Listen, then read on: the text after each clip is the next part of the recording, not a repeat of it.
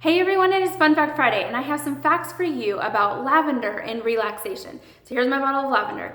And lavender, we get this oil from the distillation of the steam from the flowery top of the actual plant. And then in Latin, the word lavare, it means to wash. And so this meaning behind lavender, the name of this beautiful oil, is because lavender has been used historically to perfume baths and laundry for decades and centuries.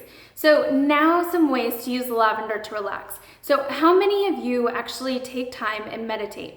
Now, I might say that and you might be like, oh, I don't really meditate. But taking 2 minutes out of your day to just stop, declutter your mind, get rid of all the things that you feel like you need to get done, and really just sit down in a quiet space, open a bottle of lavender like this, taking some deep breaths in, because breathing is a big part of meditation, but you just want to stop. Take deep breaths in of lavender and relax.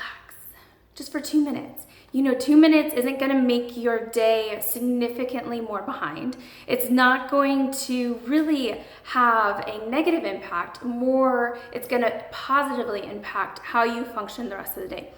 So I would encourage you to take time, 2 minutes every day for the next 2 weeks. Stop, declutter your mind, take a couple deep breaths of lavender and see how well you feel. Now, lavender promotes feelings of calm, and it really helps fight the occasional nervous tension that you can feel. Lavender is very balancing and have properties that can help calm your mind. So this is why this is a great oil to have when you're trying to relax. Now, you can always add a couple of drops into your palm of your hand. You can use a little bit of a carrier oil. You don't have to. And, just rub it around and then rub the back of your neck. If you're starting to feel overwhelmed, you can always take a bath with lavender.